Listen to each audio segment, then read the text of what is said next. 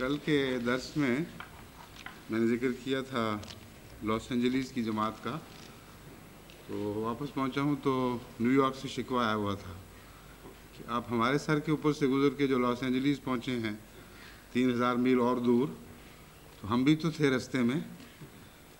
بات یہ ہے کہ ساری دنیا کی جماعتوں میں اللہ کے فضل سے اس کثرت سے بڑے اخلاص کے ساتھ درسوں میں شمولیت ہو رہی ہے کہ ذہن میں کبھی ایک آ جاتا ہے، کبھی دوسرا آ جاتا ہے، مگر بالعموم ساروں کا وجود ذہن میں سمویا ہوا ہے اور دل میں جاگزی ہیں۔ تو نمونتاً ایک دو کا ذکر کیا جا سکتا ہے، مراد یہ نہیں کہ دوسرے پیچھے ہیں۔ دوسرا میں نے ذکر کیا تھا کہ وہ عبد الکریم صاحب جو ان کو سگے دیوانہ نے پاگل کتے نے کاٹا تھا، اس سلسلے میں حضرت مسیح علیہ السلام کی دعا کا اعجاز تھا۔ تو میں نے ذکر کیا تھا کہ شاید اس وقت وہ حیدرآباد میں ان کے خاندان کے کچھ افراد سن رہے ہوں اور فیکس آ جائے۔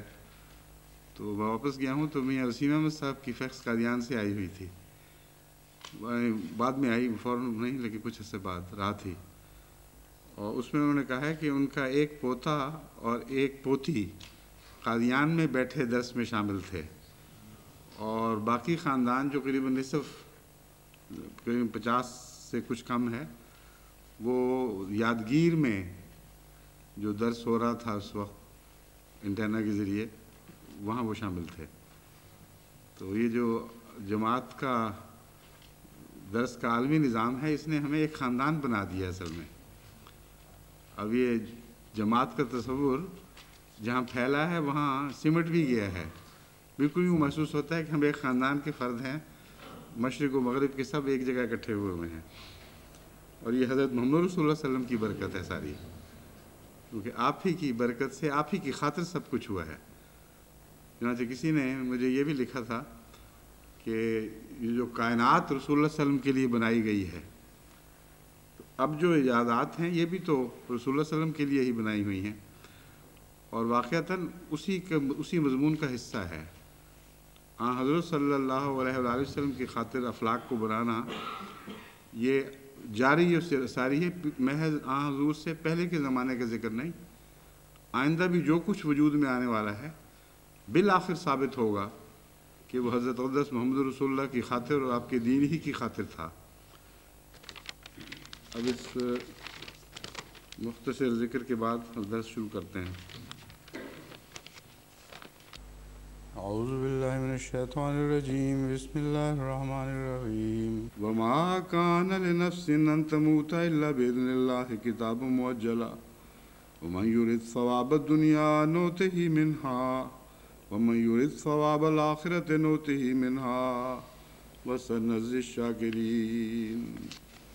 وكأي من نبي قاتل معه ربيون كثير فما وهنوا لما أصابهم في سبيل الله وما ضعفوا وما استكانوا والله يحب الصابرين۔ وما كان قولهم إلا أن قالوا ربنا اغفر لنا ذنوبنا وإسرافنا في أمرنا وثبت أقدامنا وانصرنا على القوم الكافرين۔ فآتاهم الله ثواب الدنيا وحسن ثواب الآخرة واللہ یحب المحسنین۔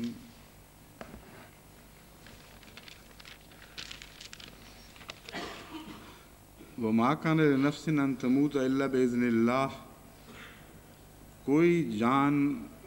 کوئی شخص مر نہیں سکتا جب تک اللہ کا اذن نہ آئے۔ یہ ایک معجل کتاب ہے، اور جو شخص دنیا کا ثواب چاہتا ہے ہم اسے دنیا کے ثواب میں سے دیتے ہیں، اور جو آخرت کا ثواب چاہتا ہے ہم اسے آخرت کے ثواب میں سے دیتے ہیں۔ وسنجزی شاکرین، اور ہم شکر گزار بندوں کو جزا دیتے ہیں، شاکرین کو جزا دیا کرتے ہیں۔ اس ضمن میں من یرید ثواب الدنیا نؤتہ منہا کا ذکر چل رہا تھا، یورید کے معنی بیان کیے تھے، ارادہ سے کیا مراد ہے۔ ایک بحث یہ اٹھائی جا سکتی ہے کہ کیا اس کا یہ مطلب ہے کہ اللہ تعالیٰ جو دنیا چاہے اسے ضرور دنیا دے دیتا ہے، اور جو آخرت چاہے اسے آخرت دے دیتا ہے، اور خدا تعالیٰ پر گویا کہ یہ لازم ہے کہ ہر شخص کی خواہش اس پہلو سے پوری کر دے، اور گویا بین کا کوئی رستہ نہیں۔ یہ بات درست نہیں ہے۔ نوٹس کہاں گئے میرے اس سلسلے میں؟ یہی ہے۔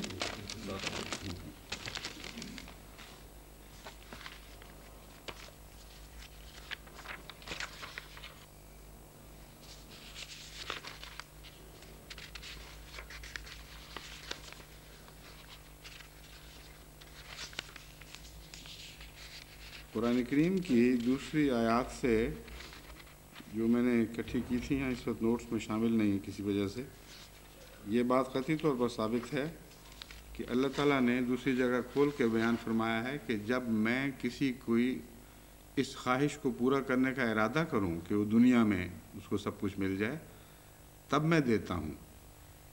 اور یہ مراد نہیں ہے کہ کوئی شخص کہے کہ اللہ مجھے دنیا دے دو بس ٹھیک ہے، تو اسے ضرور دنیا مل جائے گی۔ اس طرح تو دنیا والوں اور آخرت والوں کی بڑی نمایاں تقسیم ہو جائے، اور غالباً بھاری دنیا کی تعداد جو ہے وہ دنیا لے کر ہی راضی ہو جائے گی کہ آخرت کا کیا پتہ ہے۔ قرآن کریم نے اس مضمون کو ایک دوسری آیت میں بیان فرمایا ہے کہ اگر ہم اس طرح لوگوں کی خواہشیں پوری کریں تو لوگوں کے سونوں کے گھر بنا دیں اور بے شمار ان کو نعمتیں اس دنیا میں عطا کر دیں، لیکن یہ آخرت کی راہ میں روک بن جائے گا۔ نیکی کی راہ میں یہ بات مخل ہو سکتی ہے۔ یہ مضمون ہے جو اس آیت سے مستنبط ہوتا ہے۔ بس یہ مراد ہرگز نہیں کہ ہر شخص جو دنیا چاہے اسے ضرور مل جاتی ہے، اور جو آخرت چاہے اسے ضرور آخرت مل جاتی ہے۔ لیکن ایک اس میں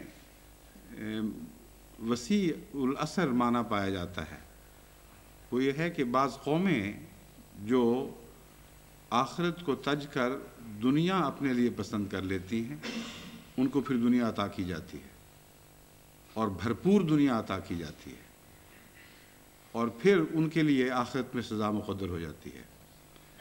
میرے نزدیک زیادہ وسیع الاثر اور حقیقی دائم التاثیر معنی یہی ہیں۔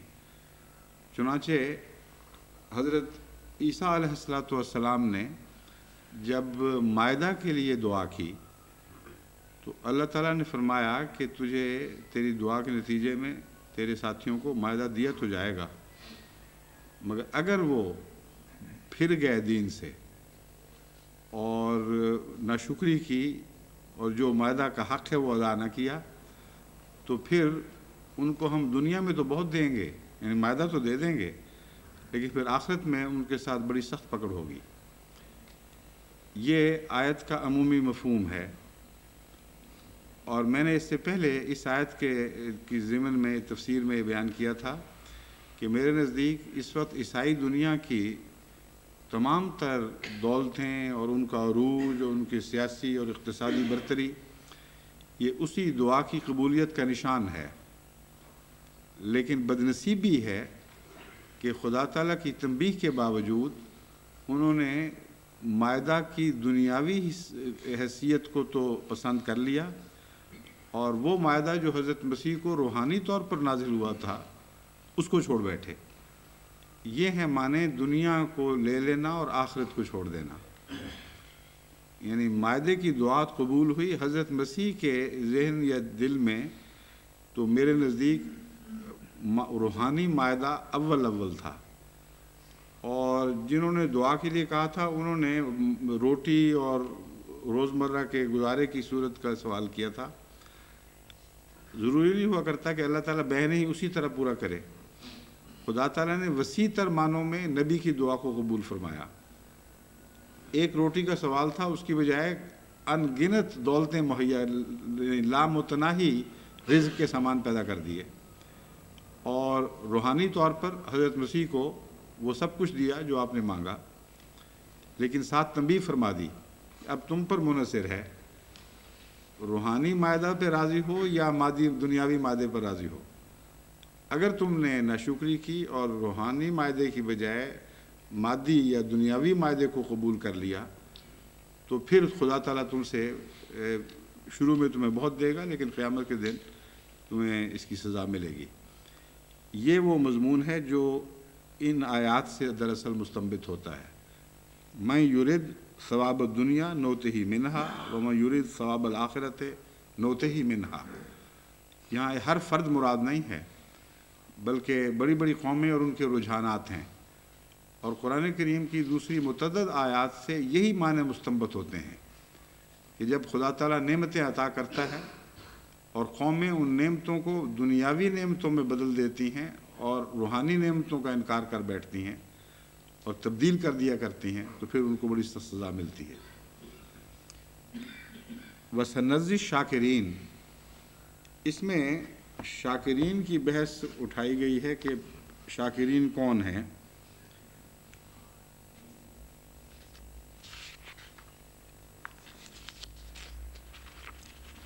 میں نے اس سے پہلے بھی ذکر کیا تھا کہ میرے نزدیک سب سے بڑا شاکر جو دنیا میں پیدا ہوا، ہر مسلمان کے نزدیک یہی حقیقت ہے، اور کسی کے نزدیک کی بحث نہیں، خدا کے نزدیک اللہ کے علم میں محمد رسول اللہ صلی اللہ علیہ وآلہ وسلم سے بڑا شکر گزار بندہ کبھی پیدا نہیں ہوا، نہ ہو سکتا ہے۔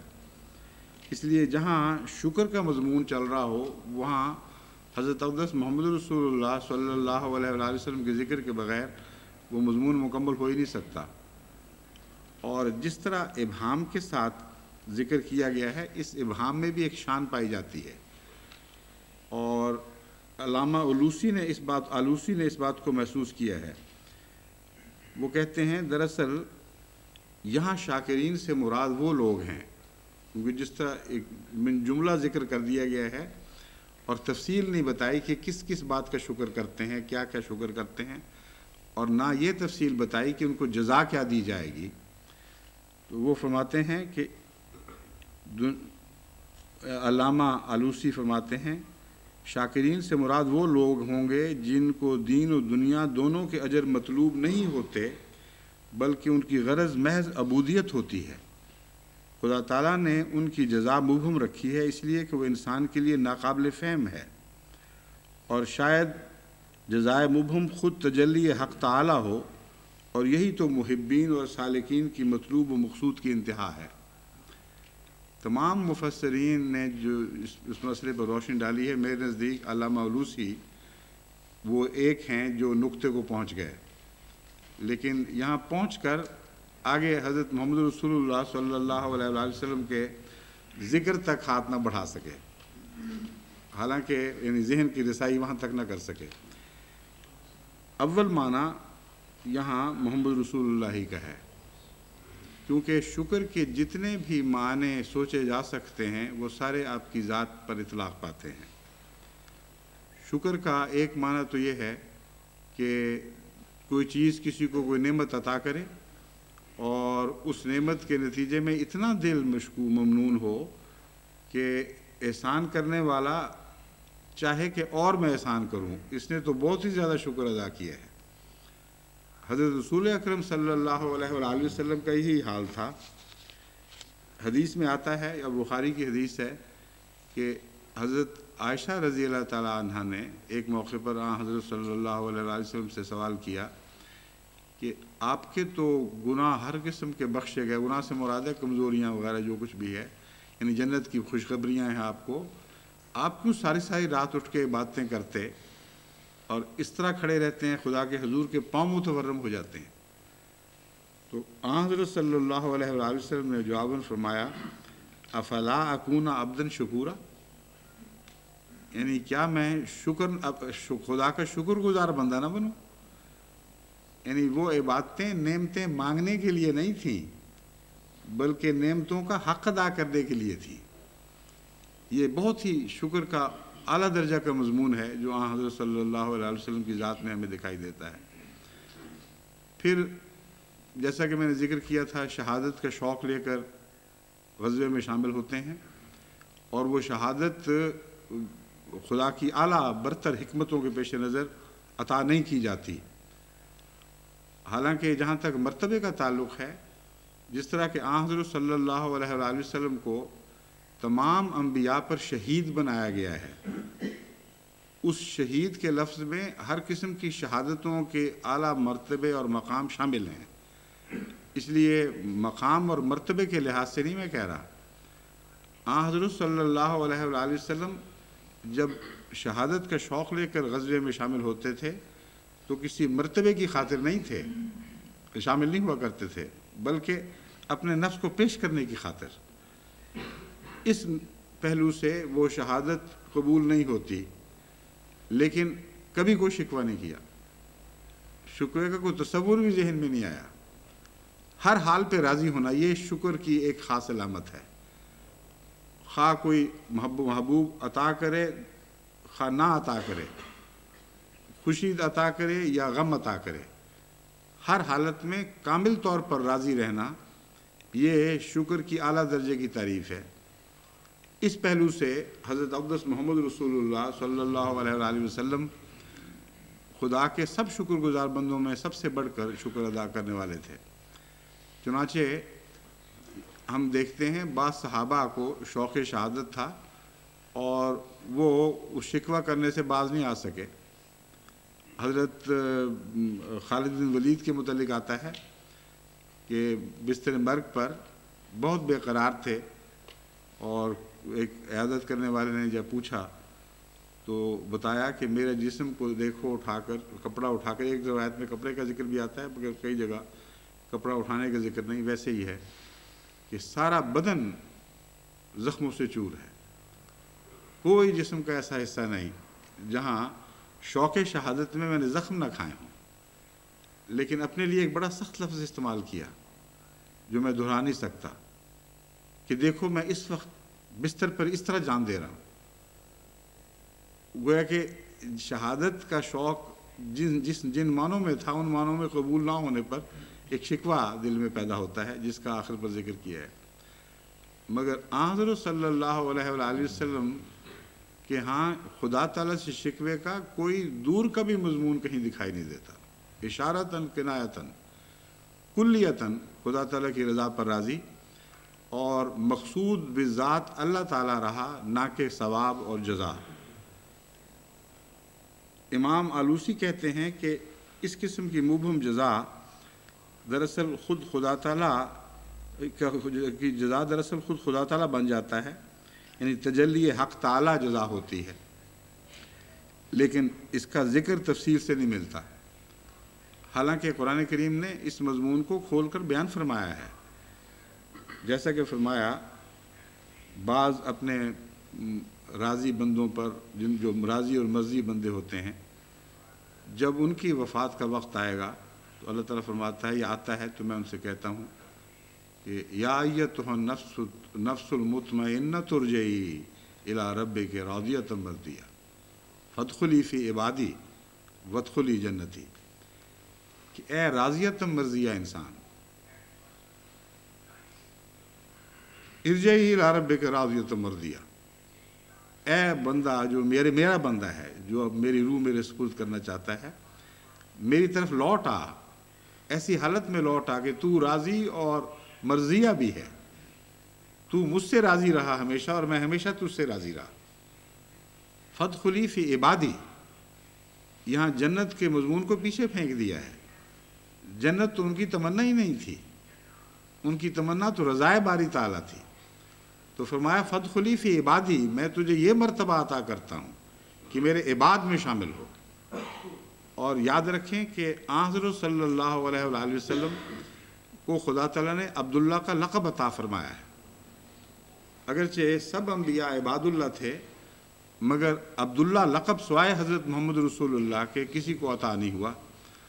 بس یہاں بھی سر فہرست آپ ہی ہیں، وہ عباد جن سے یہ خطاب ہوگا فادخلی فی عبادی وادخلی جنتی، اس میں دیکھیں جنت کو پیچھے رکھا ہے، تو جزا کو مبہم رکھا تو گیا ہے، لیکن اس ابہام کی تفصیل تشریح خود قرآن کریم نے دوسری جگہ بیان فرما دی ہے۔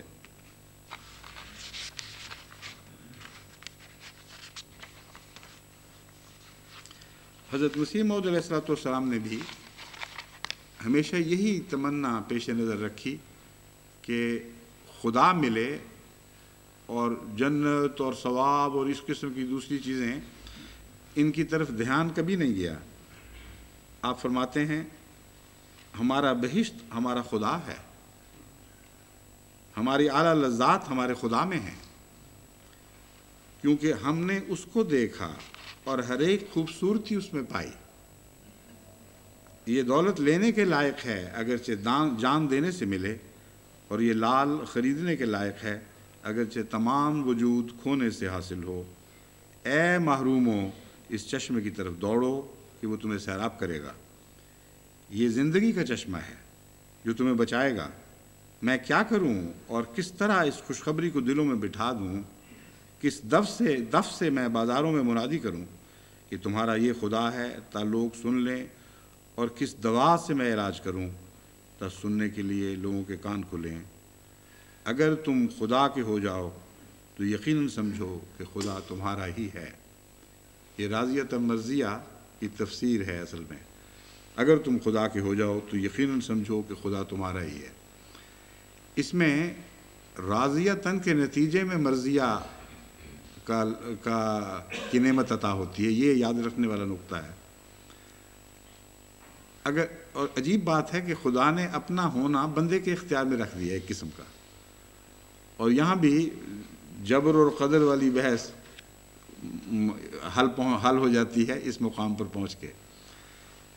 ویسے تو خدا کی مرضی کے خلاف کون ہے جو خدا کو اپنا سکے، لیکن خدا نے اپنی مرضی خود بندے کے ہاتھ میں رکھ دی۔ جہاں تک عشق کا تعلق ہے، جہاں تک محبت کا تعلق ہے، فرمایا فیصلہ کرنا اور مجھ سے محبت کرنا تمہارا کام ہے۔ اگر تم کرو گے، تم راضیہ ہو، تو میں یقین دلاتا ہوں کہ مرضیہ بھی بن جاؤ گے۔ اگر تم مجھ سے راضی ہوگے تو میں تم سے ضرور راضی ہوں گا۔ یہ وہ مفہوم ہے جس کو حضرت مسیح موعود علیہ الصلوۃ والسلام نے اس مضمون کے آخر پر یوں فرمایا، اگر تم خدا کے ہو جاؤ گے تو یقیناً سمجھو کہ خدا تمہارا ہی ہے۔ بس اس کا فیصلہ کہ ہمارا انجام کیسے ہوتا ہے، ہم عباد الشکور میں شامل ہوتے ہیں یا نہیں ہوتے، کوئی ایسا فیصلہ نہیں ہے جس کے لیے مرنے کا انتظار کرنا پڑے یا اگلے جہان جا کر معلوم ہو کہ کیا ہوگا۔ ہر انسان اپنے نفس پر بصیرہ ہوتا ہے، وہ جانتا ہے کہ میں کون ہوں اور کیا ہوں اور کس کا ہوں۔ وہ جو دنیا کے ہیں ان کو بھی علم ہے کہ وہ دنیا کے ہیں، وہ جو خدا کے ہیں ان کو علم ہے کہ وہ خدا کے ہیں۔ بس جن کا علم ان کے تجربے پر مبنی ہو، اور روزمرہ کی زندگی میں جب بھی خدا اور غیر خدا کے سوالات اٹھتے ہوں اور ہر بار وہ خدا کی طرف مڑتے ہیں اور غیر اللہ کو چھوڑ دیتے ہوں، ان کے متعلق یہ خوشخبری ہے کہ اگر تم خدا کے ہو جاؤ گے، یعنی یقیناً تم خدا کے ہو چکے ہو، تو یقیناً سمجھو کہ خدا تمہارا ہی ہے۔ بس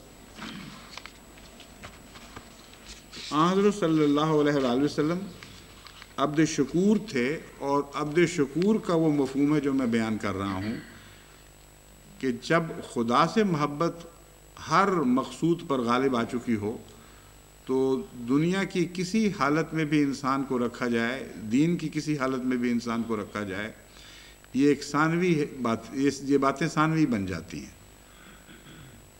خدا اول ہے، اور شکر اس بات پر ہے کہ خدا میرا ہے اور میں خدا کا ہوں۔ اس لیے خدا تعالیٰ کی طرف سے کڑوا پھل ملے یا میٹھا پھل ملے، یہ بے معنی اور بے تعلق بات بن جاتی ہے۔ حضرت مسیح علیہ السلام نے لکھا ہے کہ اگر رضائے باری تعالیٰ جہنم جانے میں نصیب ہوتی ہو تو میں خوشی سے جہنم میں جانے کے لیے تیار ہوں۔ یعنی رضا ایک ایسی چیز ہے جو آخری جنت ہے انسان کی، اور وہ شکر پیدا کرتی ہے۔ ورنہ جہاں رضا میں کمی آئے گی وہاں شکر میں کمی آئے گی۔ وہ لوگ جو نعمت سے زیادہ تعلق رکھتے ہیں اور نعمت عطا کرنے والے ہاتھ سے نسبتاً کم تعلق رکھتے ہیں، جب نعمت عطا کرنے والا ہاتھ رک جائے تو اس ہاتھ کے خلاف شکوہ پیدا ہوتا ہے۔ جب نعمت عطا کرنے والا ہاتھ کہیں ابتلا میں ڈال دے، کوئی کڑوا پھل دے دے، تو تو اس کے خلاف شکوہ پیدا ہوتا ہے۔ اگر محبت ہاتھ سے ہو تو نعمت آتی ہے اس ہاتھ سے یا کچھ اور آتا ہے، یہ بے معنی اور بے حقیقت سی چیز بن جاتی ہے۔ ویسی ہی بات ہے جیسے ایک وہ ایاز اور محمود اور ایاز کے متعلق بیان کیا جاتا ہے، یا کسی اور کے متعلق ہوگا، مگر ایک بادشاہ اور اس کے ایک پیارے غلام کے متعلق یہ واقعہ ہے کہ امراء اور وزراء اور دوسرے مقربین جو دربار میں بادشاہ کے گرد رہا کرتے تھے، وہ ایک غلام یعنی غالباً ایاز ہیں، ان سے بہت زیادہ حسد کرنے لگے اور چاہتے تھے کہ بادشاہ کی نظر میں اس کو گرائیں۔ ایک موقع پر بادشاہ نے، ایک اور واقعہ ہے، میں وہ بیان نہیں کرنا چاہتا اس وقت، یعنی میں پھر بھی کہہ رہا ہوں کہ مجھے یاد نہیں ہے، ہو سکتا ہے یاد نہ ہو، کوئی بھی ہو، اس لیے نام لیے بغیر بات کرتا ہوں۔ ایک بادشاہ کا مقرب ایسا تھا جس سے باقی حواری حسد کرنے لگے۔ ایک موقع پر بادشاہ ان کو یہ بتانا چاہتا تھا کہ تم میں اور ان میں فرق کیا ہے۔ چنانچہ ایک دفعہ ایک بہت ہی بڑا اور خوشنما سردہ یا گرما اس قسم کی کوئی چیز بادشاہ کو پیش کیے گئے۔ اس نے ایک قاش کاٹی اور کھائی، اور اس کے بعد وہ قاش اپنے اس محبوب غلام کو دے دی جو سب سے زیادہ پیارا تھا، اور وہ اس نے کھائی اور خوب مزے لے لے کے کھائی۔ پھر بادشاہ نے ایک اور قاش کاٹی اور اس گروہ کے سردار کو دی جو یہ حسد میں سب سے آگے تھا کہ تم بھی چکھو۔ اس نے ایک لقمہ لیا ہے اور تھو تھو کرنے لگے، اتنا خطرناک بدمزہ، اتنا کڑوا، میں حیران ہوں کہ آپ نے کس طرح کھا لیا۔ تو بادشاہ نے کہا کہ یہی بتانے کے لیے کہ تم میں اور اس میں فرق کیا ہے، میں نے یہ پہلے اس کو دی تھی پھر تمہیں دی تھی۔ اس کو میرے ہاتھ سے محبت ہے جو عطا کرنے والا ہاتھ تھا، اس کو اس سے کوئی غرض نہیں ہے کہ اس ہاتھ سے کیا آتا ہے۔ اس نے کڑوی کاش بھی اس طرح مزے سے کھائی ہے کہ جیسے اسے کوئی جنت کی نعمت عطا ہو گئی ہو، اور تم پر میں اتنے احسان کرتا ہوں، آج ایک کڑوا گھونٹ میری خاطر بھرنا پڑا ہے اور تمہارا چہرہ بگڑ گیا ہے۔ یہ فرق ہوا کرتا ہے عبد شکور اور غیر عبد شکور میں۔ تو ان معنوں میں حضرت محمد رسول اللہ صلی اللہ علیہ وآلہ وسلم کی زندگی جو بظاہر سخت دکھوں میں کٹی ہے، آپ کی زندگی میں جو آپ نے شکر ادا کیا ہے خدا تعالیٰ کا، وہی شکر اصل حقیقت اور معنی رکھتا ہے۔ نعمتوں میں پلنے والے کے شکر کا کیا پتہ اس کی کیا حیثیت ہے، کل نعمتیں ٹل جائیں تو وہ شکر بھی ٹل جائے۔ لیکن جس شخص کی آغاز سے لے کر انجام تک دنیاوی دکھوں میں زندگی مبتلا ہوئی ہو، جس کی پیدائش سے پہلے اس کے والد کا انتقال ہو چکا ہو، چھوٹی عمر میں جس کی والدہ اس کو چھوڑ کر چلی گئی ہو، اپنے رشتہ داروں میں پلا ہو، جس نے جب خدا کی خاطر ایک دعویٰ کیا ہو تو سارے عزیز اس کو چھوڑ چکے ہوں سوائے ایک آدھ کے، اور سارے وہ اپنے ہم قوم، ان کے سردار، ان کے چھوٹے اور بڑے سب، جو پہلے امین اور صدیق کہا کرتے تھے، وہ جھوٹا اور قسم کے گندے ناموں سے اس کو یاد کرنے لگے، اور پھر اول سے آخر تک مسلسل جد و جہد میں زندگی کٹے، سارا دن خدا کے کام کرے اور سارا رات خدا کے حضور کھڑا رہے، یہاں تک کہ اس کے پاؤں سوج جائیں، وہ عبد شکور ہے۔ اور اول معنوں میں اسی کی متعلق ذکر ہے کہ جب وہ خدا کے حضور حاضر ہوگا تو اس وقت خدا کی آواز اس کو سنائی دے گی، یا ایتھا النفس المطمئنۃ ارجعی الی ربک راضیۃ مرضیہ فادخلی فی عبادی وادخلی جنتی۔ میرے نزدیک وہ جنت کھلی ہی نہیں جب تک محمد رسول اللہ واپس نہیں گئے۔ عباد کا سردار جب تک داخل نہ ہو، کسی اور کا کیا کام ہے کہ اس کا افتتاح کرے اس جگہ کا۔ دنیا کی چھوٹی چھوٹی چیزوں میں بھی جب افتتاح ہوتے ہیں تو سردار کو بلایا جاتا ہے۔ بس میرے نزدیک حضرت محمد رسول اللہ صلی اللہ علیہ وآلہ وسلم اس جنت کا افتتاح کرنے والے ہیں جو عبادی کی جنت ہے، یعنی جنت نام بھی نہیں دیا گیا، خدا کے عباد کی جگہ ہے، وہ شاکرین کی اصل جزا وہ ہے۔ بس اس شکر کے مفہوم کو سمجھ کر اگر جماعت احمدیہ ان سب فضلوں پر خدا کی شکر گزار بنیں جو ہر طرف سے آسمان سے بھی نازل ہو رہے ہیں اور زمین سے بھی ابھر رہے ہیں. تو جتنا شکر آپ زیادہ کریں گے اتنا ہی نعمتیں بڑھیں گی. حضرت صلی اللہ علیہ وآلہ وسلم نے ہر نعمت کے نتیجے میں شکر ادا کیا، اور ہر شکر کے نتیجے میں خدا تعالیٰ کا یہ ارشاد ہے کہ وہ نعمتوں کو بڑھاتا ہے. بس یہ لامتناہی سلسلہ بن جاتا ہے. وہ واقعہ جو زے والا ہے وہ تو اس کے سامنے کوئی حیثیت ہی نہیں رکھتا. بادشاہ کے متعلق کہا جاتا ہے، ایک بادشاہ کے متعلق، وہ جب سفر پہ جاتا تھا تو بعض دفعہ اپنے یعنی نیچے اتر کے عواموں کے سطح پہ اتر کے ان سے باتیں کیا کرتا تھا. اپنے وزیر کو اس نے ہدایت کر رکھی تھی کہ اپنے ساتھ کچھ اشرفیوں کی تھیلیاں لے جایا کرو، تاکہ اگر مجھے کوئی کسی کی ادا پسند آ جائے اور میں زہ کہہ دوں، جس کا مطلب خوب، کیسی عمدہ بات ہے، تو ایک اشرفیوں کی تھیلی اس کو دے دیا کرو. اب بادشاہ سلامت روانہ ہوئے اور ایک دہقان کو دیکھا جو کھجور کے چھوٹے پودے ایک جگہ سے دوسری جگہ منتقل کر رہا تھا. اس نے کھڑے ہو کر جو غور کیا تو پتہ لگا کہ یہ تو بہت بوڑھا ہے، 90-100 کے قریب ہوگا، اور کھجور کا درخت بڑی دیر میں پھل لاتا ہے. اس نے سوچا کہ میں اس سے پوچھوں تو صحیح کہ یہ تم کیا بیکار حرکت کر رہے ہو. اس نے کہا اس کو، بابے کو مخاطب ہو کے، کہ تم یہ ایسے پودے لگا رہے ہو جن کا پھل بظاہر تم کھا نہیں سکتے، تو کیوں بیکار محنت کرتے ہو.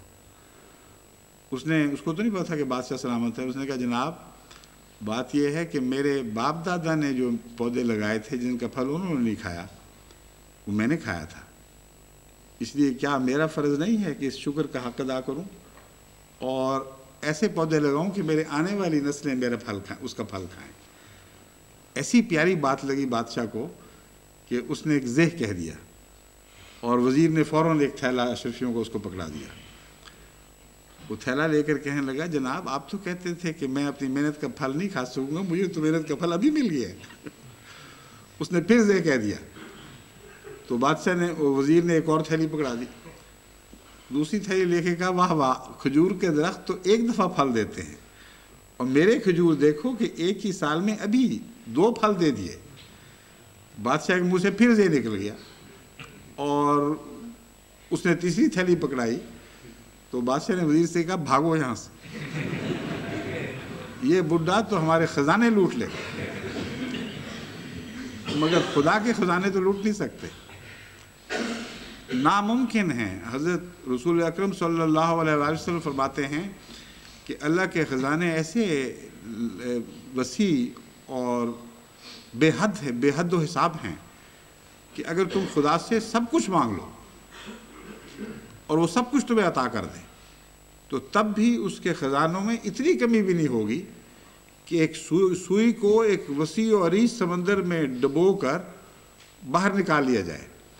اس سوئی کی نوک سے جتنا پانی لگا ہو وہ جتنا اس سمندر میں کمی کر دیتا ہے، خدا کے خزانوں میں اتنی کمی بھی واقع نہیں ہوگی اگر وہ تمہیں سب کچھ وہ دے دے جو تم مانگ سکتے ہو. تو عبد شکور کا مضمون بہت ہی گہرا مضمون ہے. یہ بظاہر ابہام کے ساتھ مذکور ہے، لیکن اس کے اندر اگر آپ نقطہ سمجھ لیں کہ محمد رسول اللہ اول مذکور ہیں تو سارے اس کے معنی کے خزانے ہمارے ہاتھ آ جاتے ہیں. بس حضرت صلی اللہ علیہ وآلہ وسلم کی طرح عبد شکور بننے کی کوشش کریں. جتنے اللہ کے فضل ہوتے ہیں ان فضلوں پر پھر شکر ادا کریں، پھر فضل ہوں گے پھر شکر ادا کریں. پھر دیکھیں کہ لامتناہی فضلوں کا سلسلہ ایسا شروع ہوگا کہ گویا آپ نے سب خزانے لوٹ لیے پھر بھی خدا کے خزانوں میں کوئی کمی نہیں آئے گی. حضرت صلی اللہ علیہ وآلہ وسلم پر جو سخت وقت آئے ہیں تو اس وقت آپ کے کردار کو دیکھنا چاہیے. کس طرح بعض دفعہ اس کے متعلق نمایاں طور پر صحابہ روایت کر کے یہ نہیں بتاتے کہ یہ کیا بات اس میں مخفی ہے، لیکن جو انسان حضور صلی اللہ علیہ وسلم کے کردار سے کچھ مناسبت رکھتا ہو انہیں اس کو سمجھنے کی، اس کو نظر آ جاتا ہے کہ بعض دفعہ خاموش لہروں کے نیچے زیادہ گہرائی ہوتی ہے. ایک روایت مثلا ہے حضرت صلی اللہ علیہ وسلم، غالباً جنگ بدر کی بات ہے یا کسی اور جنگ کی، مجھے تو جنگ احد یاد تھی لیکن مجھے اب واضح یاد نہیں ہے کہ جنگ احد کا واقعہ تھا۔ جب آپ غزوے سے فارغ ہوئے، زخموں سے چور تھے، تھکے ہوئے تھے، اور اس کے نتیجے میں بخار ہو گیا تھا، عشاء کی نماز کا وقت تھا، بلال نے اذان دی اور جا کے اطلاع کی، رسول اللہ صلی اللہ علیہ وسلم کو آنے میں دیر ہو گئی، یہاں تک کہ رات 12 بجے کے قریب گزر گئے اور صحابہ انتظار میں بیٹھے رہے۔ پھر حضرت بلال نے جا کے اطلاع کی کہ یا رسول اللہ یہ وقت ہو رہا ہے، تو آپ باہر تشریف لائے اور نماز ادا کی۔ کہیں یہ ایک لفظ بھی آپ کی طرف سے یہ نہیں ملتا کہ دیکھتے نہیں ہو تم کس قدر زخموں سے چور ہوں، میرا کیا حال ہے، تمہیں ذرا احساس نہیں ہے کہ مجھے نماز کی تکلیف دیتے ہو اور بار بار اطلاع کر رہے ہو، ایک لفظ شکوے کا نہیں، کوئی غم، کوئی بدن کی تکلیف، کوئی کسی دکھ کا اظہار نہیں، اور باہر آتے ہیں بغیر کچھ بتائے باہر آتے ہیں۔ میرے نزدیک اس میں شکر کا دوسرا پہلو بھی ہے، اپنے ان پیاروں کا شکر بھی ادا کر رہے تھے جو آپ کے چاہتے تھے کہ ابھی بھی آپ ہی کی قیادت میں نماز پڑھے۔ خدا کا شکر ایک طرف تھا اور بندوں کا شکر دوسری طرف، اور بندوں کے شکر کے وہ واقعات جو نمایاں موٹے موٹے واقعات ہیں، ان میں وہ گہرائی نہیں ہے جو ایسے واقعات میں ملتی ہے۔ اس وقت حضور صلی اللہ علیہ وسلم کا تکلیف اٹھا کر اپنے صحابہ کی خاطر کہ وہ میری قیادت میں نماز پڑھ کے خوش ہوں، اور کچھ ان کو یہ تسلی ہو کہ محمد رسول اللہ ٹھیک ٹھاک ہیں، ان کو کوئی گہرا غضب نہیں پہنچا، آپ باہر تشریف لائے اور ان کو نماز پڑھائی۔ وفات سے قبل بھی اسی قسم کا واقعہ ہے کہ آپ خود باہر تشریف لائے، 2 صحابہ کے کندھوں پر ہاتھ رکھا ہوا تھا، پاؤں گھسٹ رہے تھے زمین پر، تکلیف کی وجہ سے لگتے نہیں تھے، اور ایک روایت میں تو ہے کہ آپ نے دیکھا اور مسکرائے اور پھر حضرت ابو بکر کو اجازت دی۔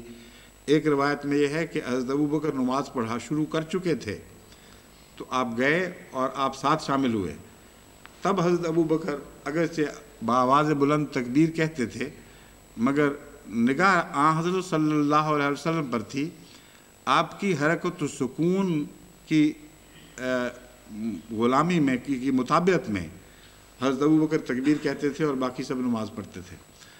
تو عبد شکور کا مضمون اگر کسی نے سمجھنا ہو تو حضرت محمد رسول اللہ صلی اللہ علیہ وسلم کی زندگی کے حالات کا گہرائی سے مطالعہ کرے، اور ایسے عباد الشکور جو ہیں ان پر خدا کے نازل ہونے والفضل لامتناہی ہو جاتے ہیں۔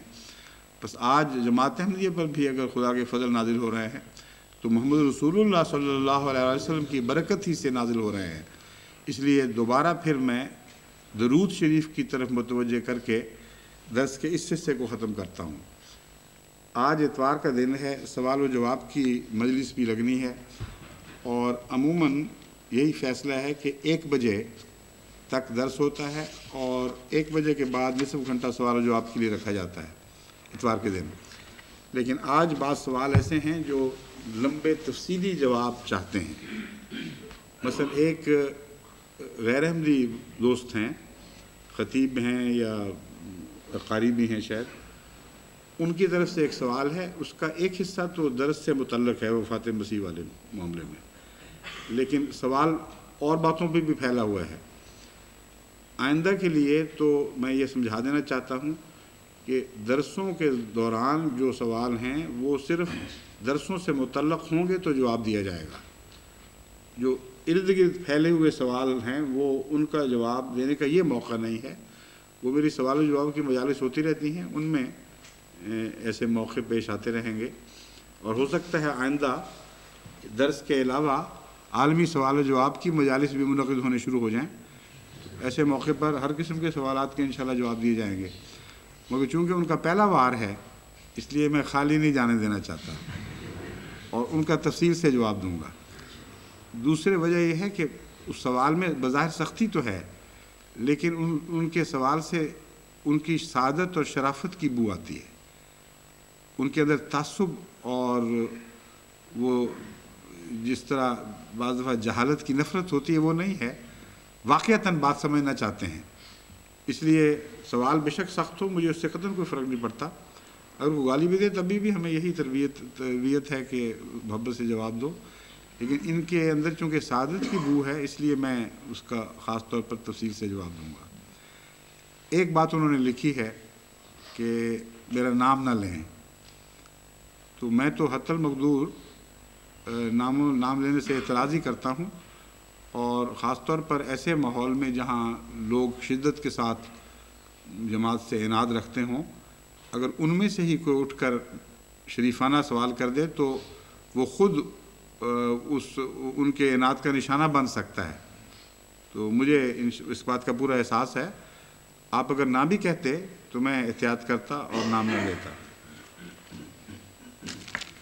لیکن بعض سوال ایسے ہیں جن کا تعلق تقدیر والی بحث سے ہے، وہ سوال میں نے آئندہ دوسری آیت کے لیے اٹھا رکھے ہیں. جب اگلی آیت میں ایک بحث آئے گی تقدیر کی دوبارہ، اس وقت ان کا جواب دیا جائے گا. یہ مولوی صاحب کے سوالات سے پہلے کچھ اور سوالات جو نسبتاً چھوٹے ہیں وہ میں بیان کر دوں. ایک اسحاق اطہر صاحب نے جرمنی سے سوال کیا ہے. ان کا نام میں نے لے دیا ہے اس لیے کہ یہ سوال اس نوعیت کا نہیں ہے کہ لوگ ان کے پیچھے پڑ جائیں، اس لیے فرق نہیں پڑتا. وہ کہتے ہیں کہ آپ نے جو حضرت صلی اللہ علیہ وآلہ وسلم کا یہ واقعہ بیان کیا ہے کہ عبداللہ بن ابی بن سلول کی نماز جنازہ پڑھائی، باوجود اس کے حضرت عمر رضی اللہ تعالیٰ عنہ نے اس کے خلاف مشورہ دیا تھا. تو اسی آیت کے ساتھ جو اگلی آیت ہے اس پر بھی روشنی ڈالیں کہ بظاہر یہ ان دو باتوں میں تضاد معلوم ہوتا ہے، اس روایت میں اور اس آیت مذکورہ آیت کے سے اگلا حصہ جو ہے اس میں. وہ یہ ہے وَلَا تُصَلِّ عَلَىٰ أَحَدٍ مِّنْهُمْ مَاتَ أَبَدًا وَلَا تَقُمْ عَلَىٰ قَبْرِهِ. اگر تو یعنی جو آیت جو زیر بحث ہے وہ ہے کہ اگر تو 70 بار بھی استغفار کرے تو میں ان کو معاف نہیں کروں گا. یہ آیت جو ہے کا یہ حصہ جو ہے یہ اس وقت زیر بحث آیا تھا. میں نے بتایا کہ حضرت صلی اللہ علیہ وآلہ وسلم نے فرمایا کہ عمر چھوڑ میرا دامن، اگر خدا کہتا ہے کہ 70 دفعہ بھی تو معافی مانگے گا ان کے لیے تو میں معاف نہیں کروں گا، تو میں 70 سے زیادہ دفعہ معافی مانگ لوں گا. یہ ایک غیر معمولی رحمت کا اظہار تھا. میں نے کہا اس میں کوئی نعوذ باللہ گستاخی نہیں ہے. تو سوال یہ کہتے ہیں کہ گستاخی وہاں تک تو سمجھ آ گئی گستاخی نہیں، مگر اس کا کیا جواب ہے کہ اس کے مان بات فرمایا وَلَا تُصَلِّ عَلَىٰ أَحَدٍ مِّنْهُمْ مَاتَ أَبَدًا وَلَا تَقُمْ عَلَىٰ قَبْرِهِ، کہ آئندہ کبھی بھی ان میں سے جو اگر کوئی شخص مر جائے تو اس کے اوپر نماز نہیں پڑھنی اور اس کی قبر پر کبھی کھڑے نہیں ہونا دعا کے لیے. اس کا جواب یہ ہے کہ وہ صحیح بخاری کی وہ حدیث جہاں سے میں نے وہ واقعہ اخذ کیا تھا اسی میں ذکر موجود ہے کہ جب حضرت صلی اللہ علیہ وآلہ وسلم نے نماز جنازہ پڑھا دی تو پھر اس کی قبر پر ذرا سا بھی توقف کیا تھا تو فوراً اس جگہ کو چھوڑ دیا، کیونکہ اس وقت کی آیت نازل ہوئی، آیت کا دوسرا حصہ نازل ہوا ہے. بخاری کے الفاظ یہ ہیں حتیٰ نزلت الآیتان من براء ولا تصلی علی احد منہم مات ابدا الی قولہ وهم فاسقون قال فاجبت بعد من جرتی علی رسول اللہ صلی اللہ علیہ وسلم. حضرت عمر کی روایت ہے، جنہوں نے روکا تھا، روکنے کی کوشش کی تھی. وہ کہتے ہیں کہ جب حضرت صلی اللہ علیہ وآلہ وسلم نے وہاں توقف کیا ہے قبر پہ ذرا سا، اس وقت اللہ تعالیٰ کی طرف سے یہ نصیحت نازل ہوئی کہ آئندہ تو نے کبھی ان میں سے کسی کی قبر پر نماز نہیں پڑھنی، نہ کسی کی نماز جنازہ نہیں پڑھنی اور کبھی کسی کی قبر پہ کھڑا نہیں ہونا. کہتے ہیں یہ آیت پوری نازل ہوئی وَهُمْ فَاسِقُونَ تک، دو آیتیں ہیں، یعنی ایک آیت نہیں، دو آیتیں نازل ہوئی ہیں ہم فاسقون تک۔ ساتھ حضرت عمر یہ عرض کرتے ہیں، یعنی بیان کرتے ہیں کہ اس کے بعد میں ہمیشہ تعجب کرتا رہا کہ مجھے جرت کیسے ہوئی تھی رسول اللہ صلی اللہ علیہ وسلم کو روکنے کی، کیونکہ خدا کا رسول، اللہ اور اس کے رسول سب سے زیادہ جانتے ہیں، میں کون ہوتا تھا کہنے والا۔ مگر غالباً اس رسول اللہ صلی اللہ علیہ وسلم کی رحمت کے مضمون کو نمایاں طور پر دکھلانا مقصود تھا، اس لیے یہ بھی تقدیر کے نتیجے میں ظاہر ہوا ہوگا۔ بعض علماء نے مجھے عبداللہ بن ابی بن سلول کے متعلق اتنا تفصیلی مواد بھیج دیا ہے کہ یوں لگتا ہے کہ جس سے ان کے خیال میں درس کا مضمون ہی عبداللہ بن ابی بن سلول ہے۔ وہ تو ایک ضمناً ذکر آیا ہے، رسول اللہ صلی اللہ علیہ وسلم کی رحمت کے ذکر میں آ گیا، ورنہ اس کی حقیقت، اس کے آباء و اجداد کا قصہ، اس کے بچے کتنے تھے، یہ سارے مجھے اس میں کوئی دلچسپی نہیں ہے۔ بہرحال لوگ بھیجتے ہیں، اللہ تعالیٰ ان کو جزا دے، کوئی چیزیں کام بھی آ جاتی ہیں ماشاءاللہ۔ اور سوال کون سے ہیں چھوٹے چھوٹے، پہلے وہ دے مجھے۔ اچھا، باقی سب سوالات اس کے تابع کر دیے گئے اس ایک سوال کے؟ اچھا اچھا، سر دست تو اس کو لیتے ہیں، پھر اگر کوئی سوال رہ گیا ہو سکتا ہے ابھی یہاں بھی تو کچھ سوال اٹھیں۔ انہوں نے جو حافظ صاحب ہیں، ان کا سوال یہ ہے کہ آپ یہ بتائیں کہ آپ کو 1974 میں بھٹو دور کے دوران آپ کی جماعت کے عقائد مثلا وفات مسیح، اجرائے نبوت وغیرہ پر کافر قرار دے دیا گیا تھا۔ اس وقت کی قومی اسمبلی کے روبرو علماء اسلام اور آپ کی جماعت کے نمائندگان کے درمیان کئی روز تک بحثیں چلتی رہیں۔ آپ کے نمائندگان کو اپنے عقیدہ کے حق میں آزادانہ طریق پر دلائل دینے کا موقع فراہم کیا گیا۔ ممبران قومی اسمبلی نے علمی، عقلی، ذہنی لحاظ سے گویا کہ پوری قوم کی روح ہوتے ہوئے اس نازک اور اہم دینی معاملہ پر متفقہ فیصلہ دے دیا کہ مذکورہ عقائد کی بنا پر یہ لوگ مسلمان نہیں ہیں وغیرہ وغیرہ۔ کہتے ہیں اس کے بعد آپ لوگ مان کیوں نہیں جاتے؟ اتنے بڑے ثبوت کے بعد اگر آپ اپنے عقائد کی صحت پر ڈٹے رہیں تو اس ہٹ دھرمی سے کیا حاصل ہوگا، سوائے اس کے کہ پوری امت مسلمہ میں تفرقہ پیدا ہو۔ یہ بڑا دلچسپ نتیجہ نکالتے ہیں۔ اس میں بہت سی باتیں بیان ہوئی ہیں، میں آپ کو سامنے باری باری وہ تنقیحات قائم کرتے ہوئے ایک ایک بات کا جواب دوں گا جو اس کے اندر شامل ہے۔ اس سوال کے اندر سب سے پہلے تو یہ سوال ہے کہ قومی اسمبلی جس نے فیصلہ دیا اس کی حیثیت کیا تھی؟ اس کی حیثیت یہ تھی کہ اس میں کچھ علماء اور ان کے نمائندے شامل تھے۔ پاکستان کی مذہبی حکومت کا پورا وہ جو محکمہ اور قانون کا پورا محکمہ جماعت کے خلاف مواد اکٹھا کرنے اور سوال منضبط کرنے میں دن رات لگا ہوا تھا، اور بہت بڑی لمبی محنت اس بارے میں کی گئی تھی۔ تو ایک حصہ تو تھا جو مذہبی نقطہ نگاہ سے جماعت احمدیہ پر حملہ کرنے کے لیے علماء اور حکومت کی کوششوں سے مواد تیار ہوا۔ ایک حصہ اسمبلی کا ایسا تھا جس میں ہر کس و ناقص شامل تھا، اور اسمبلی میں ایسے لوگ بھی تھے جو داعیہ تھے، ایسے لوگ بھی تھے جنہوں نے کبھی قرآن کھول کے نہیں دیکھا، ایسے لوگ بھی تھے جن کو نہ کلمہ اس وقت آتا تھا اور زندہ ہیں تو صحیح کلمہ آج بھی نہیں پڑھ سکتے، جن کے متعلق پاکستان کی حکومت نے، بعد کی حکومت نے وائٹ پیپر شائع کیا اور ان کا کچھا چھٹا کھولا تو اس وقت بعض باتیں علم میں آئیں، اگر وہ سچی ہیں تو حیرت انگیز ہیں۔ ان دن رات گناہوں میں ملوث، رشوت ستانی، غریبوں پر ظلم کرنا، حکومت کے مال لوٹنا، عوام کے مال لوٹنا، گویا یہی مقصد اس اسمبلی کے ممبروں کی اکثریت کا تھا۔ تو یہ دو قسم کے فیصلہ کرنے والے اس فیصلے میں شامل تھے۔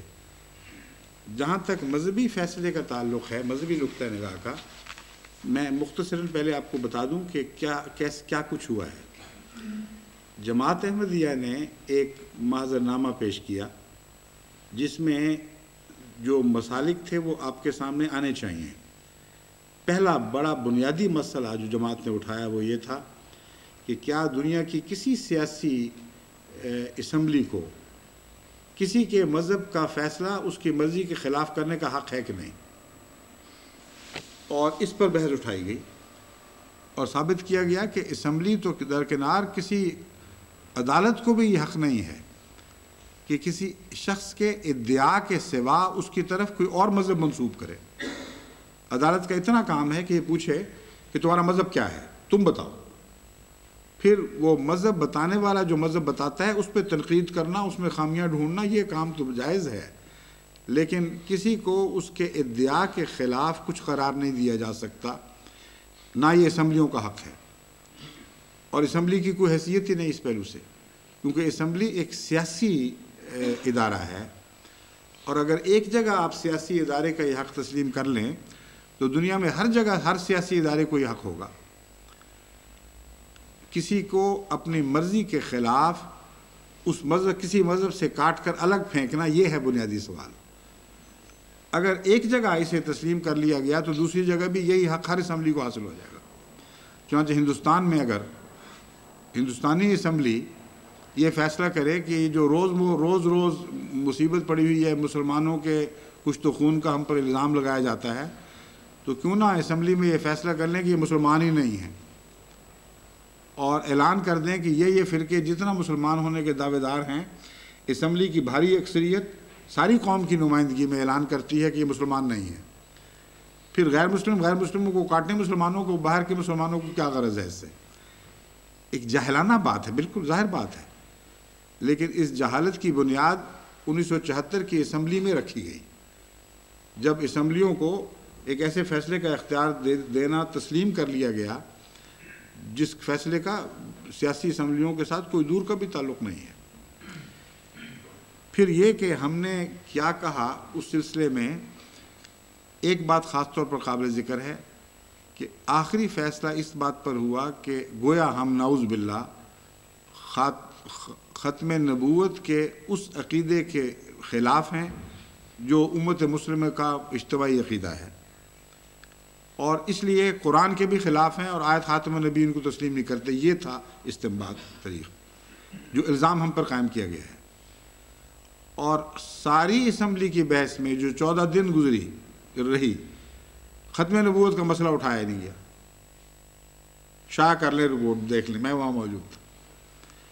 الزام موجود ہے، ہم نے یہ مسئلہ خود اٹھایا ہے معذرنامہ میں، اور ثابت کیا ہے متعدد مثالوں سے کہ احمدیہ جماعت کا موقف آیت خاتم النبیین کے بارے میں درست ہے، آپ کا موقف غلط ہے، اور اس دلیل کو توڑا ہی نہیں گیا۔ 14 دن ادھر ادھر پھرتے رہے ہیں، کبھی یہ الزام کبھی وہ الزام، لیکن جو جماعت احمدیہ نے موقف پیش کیا تھا آیت خاتم النبیین کا، اس کے متعلق کوئی بحث نہیں اٹھائی گئی، کوئی تنقید نہیں کی گئی۔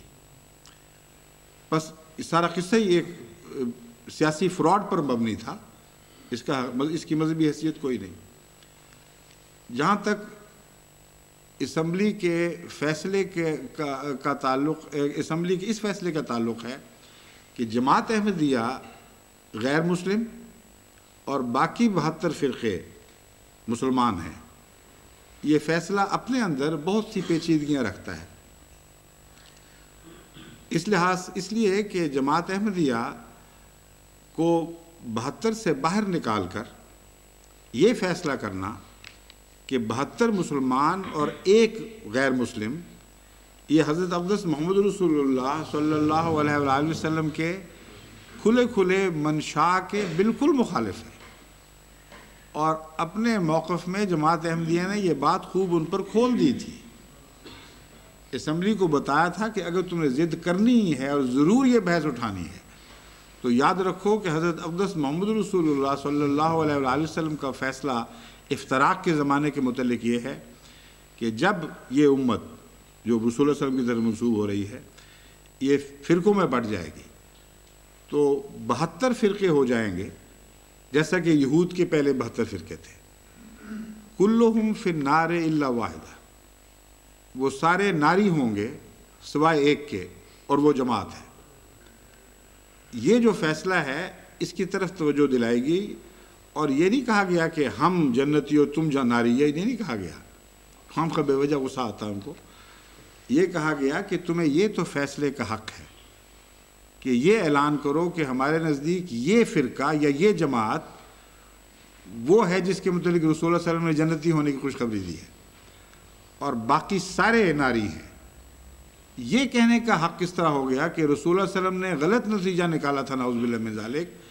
آپ نے غلطی سے کہہ دیا کہ 72 ناری اور ایک جنتی۔ پاکستان کی اسمبلی یہ فیصلہ کرتی ہے کہ 72 جنتی ہیں اور ایک ناری ہے۔ یہ تو بغاوت ہے۔ وہ ملک جو اسلام کے نام پر حاصل کیا گیا ہے، جو لا الہ الا اللہ کلمے کی برکت سے بنایا گیا ہے، اس ملک میں تم یہ جرأت کر رہے ہو کہ محمد رسول اللہ کے فیصلے کے خلاف ایک بغاوت کرتے اور فخر کرتے ہو اس پر کہ ہم نے متحدہ فیصلہ کر لیا ہے۔ یہ جائز بات نہیں ہے۔ اس کا کوئی جواب نہیں آیا، نہ اس وقت دیا گیا نہ آج تک دیا گیا۔ جماعت نے بار بار یہ اصرار کیا کہ خدا کے لیے اس کارروائی کو شائع کرو تاکہ دنیا دیکھ تو لے کہ فیصلہ تھا کیا، اور پھر تمہیں پتہ لگے گا یا دنیا کو پتہ لگ جائے گا کہ تمہارا فیصلہ کسی بعض شرعی دلائل کے مطابق تھا یا عقلی دلائل کے مطابق تھا، یہ ایک سیاسی فیصلہ تھا جسے ٹھوسا گیا ہے قوم پر، لیکن آج تک وہ اس کی کارروائی کو شائع نہیں کیا گیا۔ وہ تو خیر وقت آئے گا انشاءاللہ، کبھی جماعت بھی شائع کر دے گی۔ لیکن اب میں آپ کو بتاتا ہوں کہ وفات مسیح کا مسئلہ، اجماع وغیرہ بہت سے سوال اٹھ گئے ہیں، میں ان کے متعلق کچھ باتیں کرنے کے بعد پھر اسمبلی والے فیصلے کی طرف واپس آؤں گا۔ حضرت عیسیٰ علیہ السلام کی وفات کا جو مسئلہ ہے وہ ہم نے قرآن سے سیکھا ہے، حدیث سے سیکھا ہے، اور تاریخ سے اور عقل سے اس کا استنباط کیا ہے۔ یہ کہہ دینا کہ پاکستان کے علماء یا اسمبلی سب کی سب متفق ہو جائے کہ عیسیٰ علیہ السلام آسمان سے اتریں گے تو تم بھی مان جاؤ، بڑی جاہلانہ بات ہے۔ ہم تو تب مانیں گے قرآن سے ثابت کرو، ہم تو تب مانیں گے سنت سے ثابت کرو، بائبل سے استنباط کرو، تاریخ سے ثابت کرو، کسی کا آسمان پر جانا دکھاؤ اور اس کا پھر واپس آنا دکھاؤ، تب ہمیں سمجھ آئے گی کہ واقعتاً یہ بات درست ہے۔ قرآن کریم میں حضرت رسول اکرم صلی اللہ علیہ وآلہ وسلم کے متعلق کفار کا یہ مطالبہ ملتا ہے کہ اے محمد اگر تو سچا ہے تو ہمارے سامنے اوپر چڑھ، آسمان پر جا کے دکھا، مگر ہم تب مانیں گے واپس بھی آ پھر، اور کتاب لا کے دکھا، ہم اس کو پڑھ سکیں نقرہ، پھر مانیں گے۔ یہ قرآن کریم نے اس کو رد فرما دیا۔ بظاہر کتنی معقول بات ہے۔ معقول اس معنوں میں تو ہے نا کم از کم کہ جانے والوں کے قصے تو بہت سنے ہیں، ساری دنیا میں ہر مذہب میں کسی نہ کسی جانے والے کا ذکر ملتا ہے، اور بعض شیعہ فرقوں میں امام مہدی کے غائب ہونے کے متعلق یہی آتا ہے کہ بعض کہتے ہیں کہ غار میں چلا گیا، لیکن بعض کہتے ہیں آسمان پہ چلے گئے۔ تو جانے والے تو دیکھے، آنے والا کوئی نہیں دیکھا۔ یہ ایسی غار ہے، یہ آسمان، جس میں جاتے ہوئے قدموں کے نشان ملتے ہیں، واپسی کے قدموں کا کوئی نشان دکھائی نہیں دیتا۔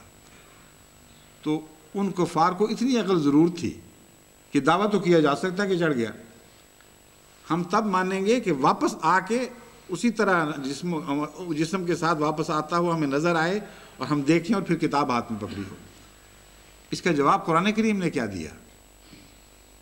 قُلْ هَلْ كُنْتُ إِلَّا بَشَرًا رَسُولًا، سبحان ربی، قُلْ هَلْ كُنْتُ إِلَّا بَشَرًا رَسُولًا، قُلْ سبحان ربی ہے، قُلْ سبحان ربی هَلْ كُنْتُ إِلَّا بَشَرًا رَسُولًا۔ اے محمد کہہ دے میرا اللہ اس قسم کی لغو باتوں سے پاک ہے۔ کیا بیہودہ سوال ہے۔ هَلْ كُنْتُ إِلَّا بَشَرًا رَسُولًا، میں تو بشر بھی ہوں اور رسول بھی ہوں۔ بشر اور رسول جب دو چیزیں اکٹھی ہو جائیں تو زندہ آسمان پر جانے کے منافی اور اس طرح لوگوں کے سامنے اترنے کے منافی۔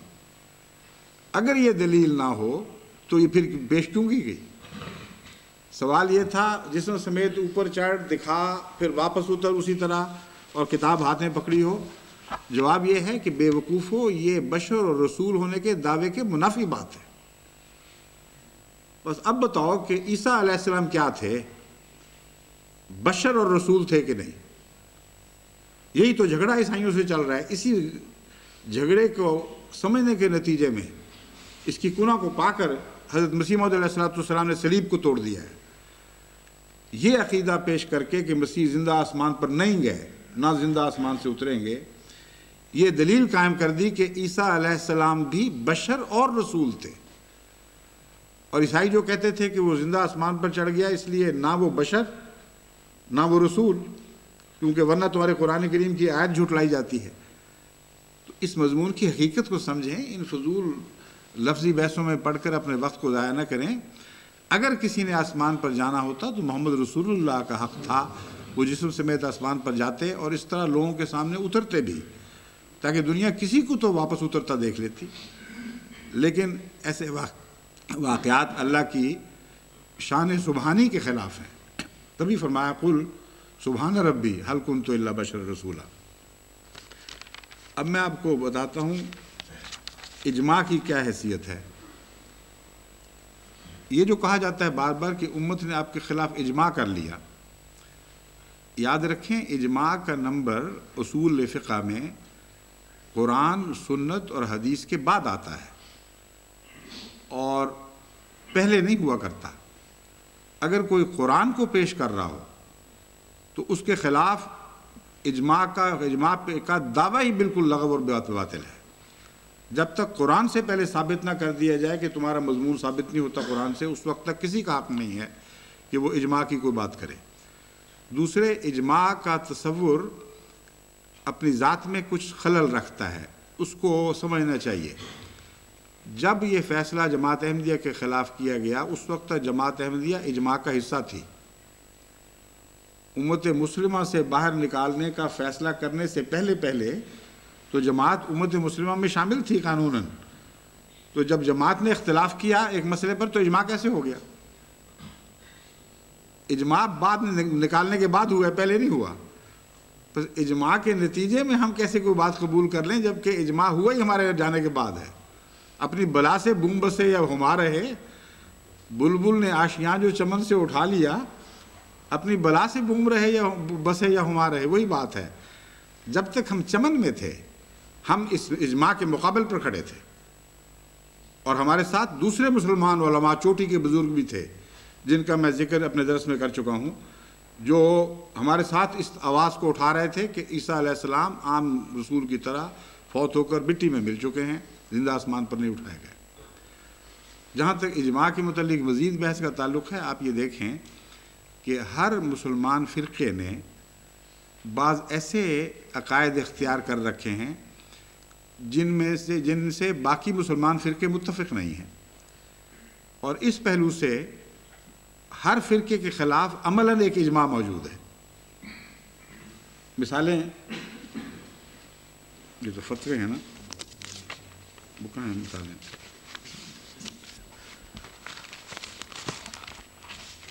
ہاں رکھنے جب میں مانگوں گا جو چیز وہ مجھے پکڑنا ہے، ورنہ کنفیوژن ہو جائے گا۔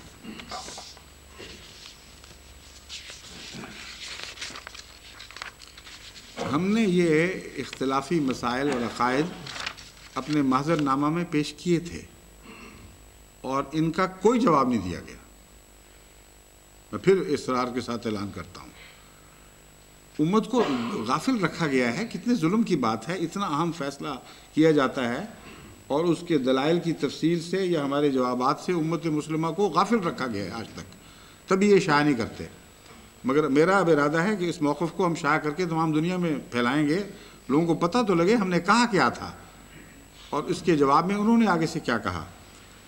شیعہ مذاہب میں تذکرۃ الائمہ صفحہ 91 میں حضرت علی کے متعلق لکھا ہے کہ حضرت علی اصل میں خدا ہیں۔ مناقب مرتضوی حیات القلوب جلد 2 باب 49 میں ہے حضرت علی خدا ہیں اور محمد اس کے بندے ہیں، نعوذ باللہ من ذالک۔ پھر ناسخ التواریخ جلد 6 کتاب 2 صفحہ 348 پر ہے خدا تعالیٰ نے تمام کائنات ائمہ تشیع کے تصرف اور اطاعت پر معمور کر دی ہے۔ رسالہ نورتن صفحہ 26 پر ہے حضرت علی فرزند خدا ہیں۔ رسالہ نورتن صفحہ 37 پر ہے قرآن دراصل حضرت علی کی طرف نازل ہوا تھا۔ غنیت الطالبین اور حق الیقین مجلسی باب 5 بڑی اہم شیعہ کتب میں ایک بہت اہمیت کی کتاب ہے، علامہ مجلسی کی تصنیف ہے یہ۔ اس میں لکھتے ہیں حضرت علی جمیع انبیاء سے افضل ہیں، ان حضرت محمد رسول اللہ صلی اللہ علیہ وسلم سمیت سب سے افضل ہیں۔ پھر لفظ پڑھنے نہیں جا رہا، جلاء العیون مجلسی از خلافت شیخین، اس کتاب کے صفحہ 17 پر ہے اگر حضرت علی شب معراج میں نہ ہوتے تو حضرت محمد رسول اللہ کی ذرہ قدر بھی نہ ہوتی، نعوذ باللہ۔ جب اللہ کہہ دیا سب سے بڑا استغفار کا موقع تو وہ ہے، باقی باتیں تو سب بات کی ہیں۔ پھر تفسیر صافی جز 22 صفحہ 411، یعنی اس میں ہمارے ہاں یہ کمزوری پائی جاتی ہے، جب حوالے بھیج دیتے ہیں تو طبع کا معین ذکر نہیں کرتے کس سن کی کون سی طبع ہے۔ بعض دفعہ پھر جب کسی اور سن کی کتاب دکھاتے ہیں دوست تو وہ حوالہ صحیح ملتا نہیں، اس لیے ان کے متعلق جو میں پڑھ رہا ہوں وہاں کے علماء معین حوالے تاریخ وار دیں تاکہ جب یہ مضمون شائع ہو تو اس میں مطبع کا نام کے علاوہ تاریخ سے طبعات بھی درج ہو۔ اسباق الخلافت تفسیر لوام التنزیل جلد 4 مصنفہ سید علی الحائری لاہوری، اس میں درج ہے اصل قرآن امام مہدی کے پاس ہے جو 40 پارے کا ہے، موجودہ قرآن بیاض عثمانی ہے جس میں کامل 10 پارے کم ہیں۔ یعنی تحریف و تبدیل کا جہاں تک تعلق ہے، اس کے بعد یہ کیا باقی بات رہ جاتی ہے؟ نعوذ باللہ پھر قرآن کا کیا اعتبار رہے گا؟ تذکرۃ الائمہ صفحہ 91 میں لکھا ہے کہ حضرت عزرائیل حضرت علی کے حکم سے ارواح قبض کرتے ہیں۔ حضرت ابو بکر سے مسجد نبوی میں ممبر نبوی پر سب سے اول بیعت خلافت نعوذ باللہ من ذالک شیطان نے کی۔ کتاب امام اعظم توسی شیعی و خلافت شیخین صفحہ 25۔ بحوالہ مقبول قرآن امامیہ 512 حضرت عمر کے متعلق ایسے لفظ آئے ہیں جو مجھ سے پڑھے بھی نہیں جاتے۔ حیات القلوب مجلسی باب 51 تذکرۃ الائمہ میں حضرت ابو بکر، حضرت عمر، حضرت عثمان کے متعلق بہت ہی زیادہ مغلظات بکی گئی ہیں جو پڑھی بھی نہیں جاتی۔ بعض پڑھ گیا ہوں غلطی سے، وہ پہلے پتہ ہوتا کیا آنا تھا میں پڑھتا بھی نہ۔ کتاب وفات نبی سلیم ابن قصیر الحلال مجالس المومنین مجلس سے سوم قاضی نور اللہ حیات القلوب باب 51 صفحہ 11۔ سوائے 6 اصحاب کے باقی جمیع اصحاب الرسول مرتد اور منافق تھے۔ حضرت عمر کے متعلق کتاب عیسائیت اور اسلام مسلمان بادشاہوں کے تحت میں اتنی غلیظ باتیں کہی گئی ہے کہ وہ بھی پڑھنے کے لائق نہیں ہے۔ حوالہ دیکھنے جس نے پڑھنا ہو، صفحہ 242۔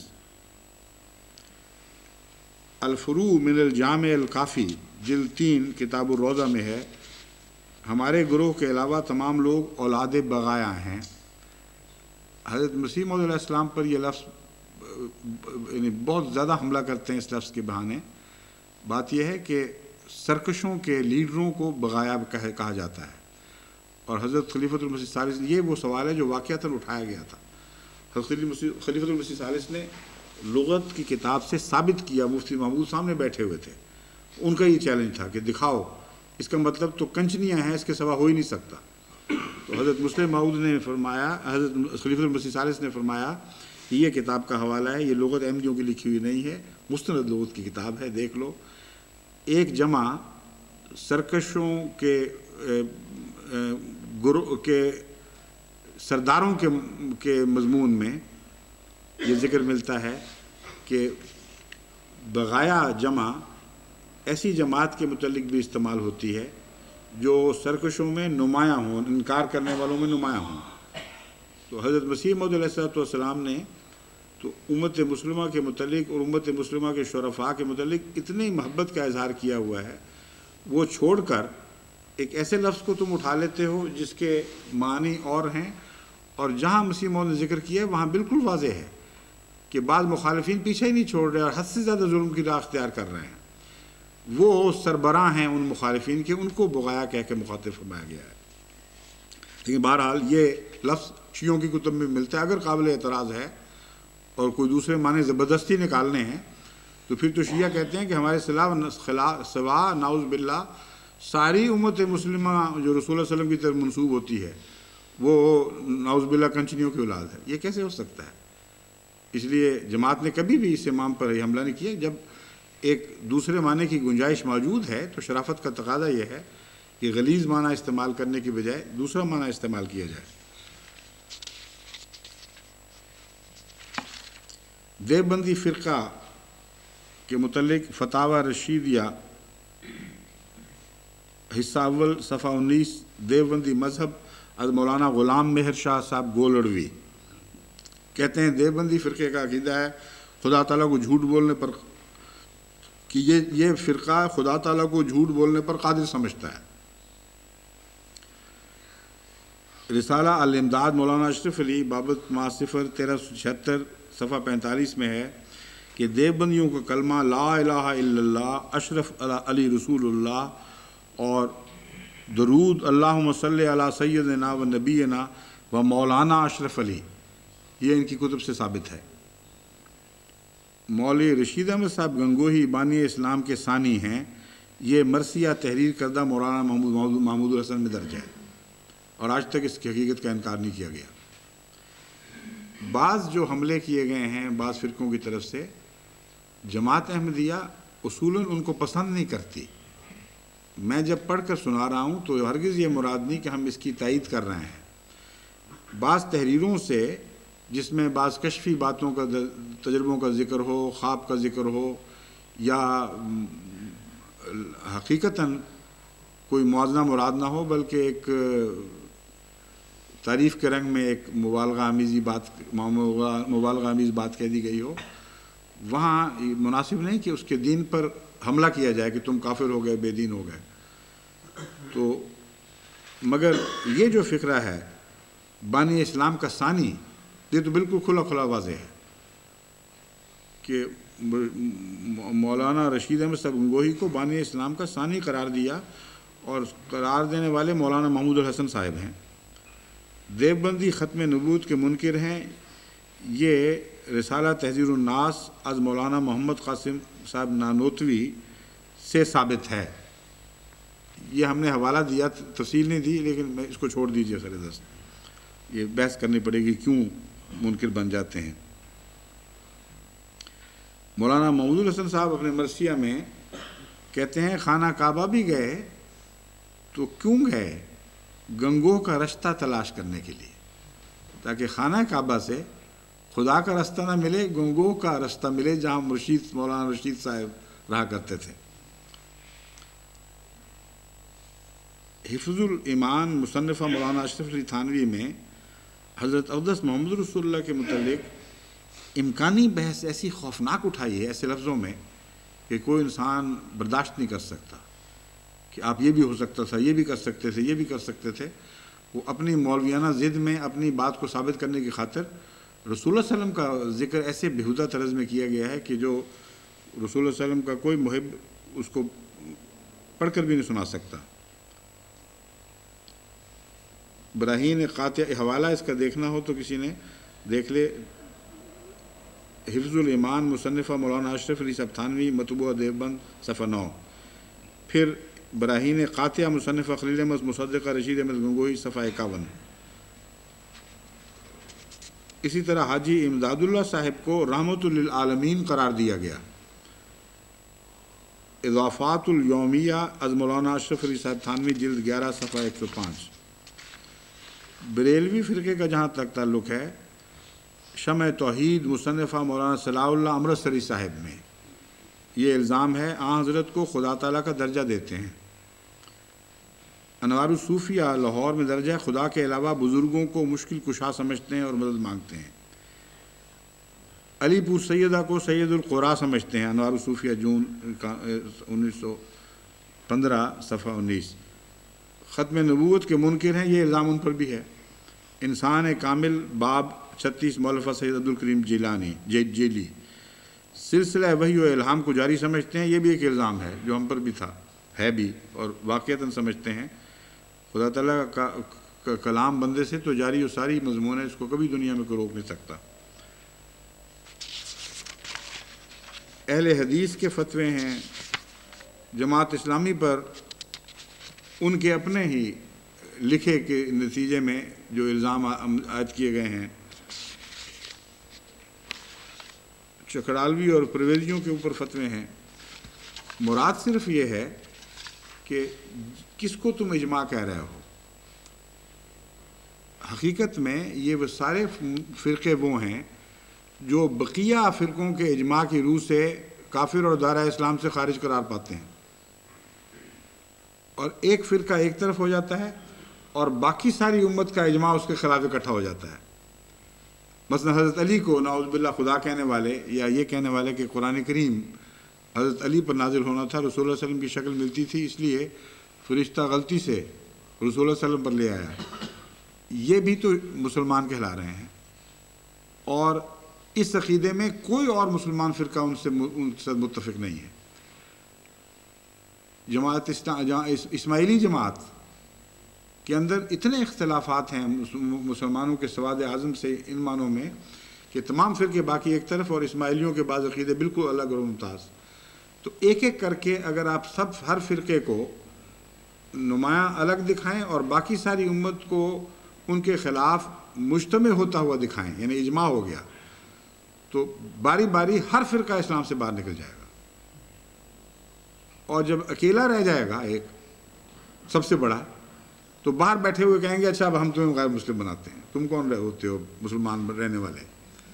یہ تمسخر ہے، یہ لغو ایک کوشش ہے، اس کا اجماع سے کوئی بھی تعلق نہیں ہے، اجماع کا مضمون صادق ہی نہیں آتا۔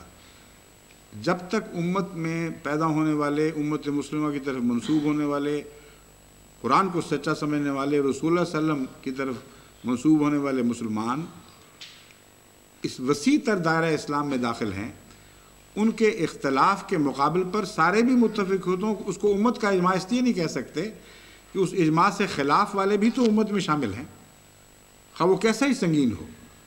یہ کہہ سکتے ہیں کہ ہمارے نزدیک فلاں عقیدہ اتنا ظالمانہ ہے کہ ہم متنبع کرتے ہیں کہ اس عقیدے کے ساتھ اگر تم نے جان دی تو اللہ تعالیٰ تمہیں مسلمانوں میں شمار نہیں کرے گا، یہ کہنے کا حق ہے، لیکن نکالنے کا حق نہیں۔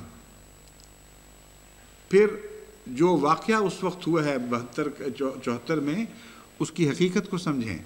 وہ واقعہ یہ ہوا ہے کہ یہ سارے اختلافات جو میں نے بیان کیے ہیں، ان اختلافات میں سے کسی عقیدے سے کسی نے توبہ نہیں کی۔ جو رسول اللہ صلی اللہ علیہ وسلم کے متعلق بعض ناپاک اظہار کرتے رہے، وہ بھی مسلمانوں کے فہرست میں شامل ہو گئے۔ جنہوں نے حضرت ابوبکر صدیق رضی اللہ تعالیٰ عنہ اور حضرت عمر وغیرہ کو گالیاں دی، وہ بھی مسلمانوں کی فہرست میں شامل رہے۔ وہ جنہوں نے خدا کے متعلق عجیب و غریب عقیدے پیش کیے، وہ بھی مسلمانوں کی فہرست میں شامل کیے۔ وہ سارے فرقے جو لمبے عرصے سے دوسرے فرقوں کو دائرہ اسلام سے خارج سمجھتے تھے، وہ بھی شامل رہے، اور فیصلہ یہ ہوا ہے کہ ہم 72 مسلمان ہیں۔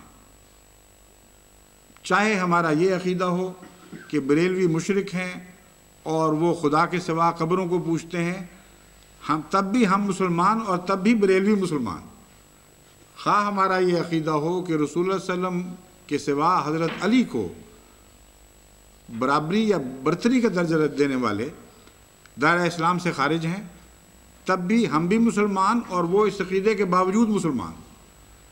تو تو یہ تمام عقائد جو میں نے آپ کے خلاف پڑھ کے سنائے، آپ کے سامنے پڑھ کے سنائے ہیں، ایک دوسرے پر الزام تراشیاں بھی شامل ہیں، حقیقتیں بھی شامل ہیں، ان سب میں کوئی تبدیلی واقعہ نہیں ہوئی۔ فیصلہ یہ ہوا ہے کہ یہ ساری باتیں اپنی جگہ درست، پھر بھی ہم سب مسلمان اور یہ ایک احمدی غیر مسلم۔ اور فیصلہ یہ ہوا، 72 والا وہ کہاں ہے اقرار جو چھپا ہوا ہے؟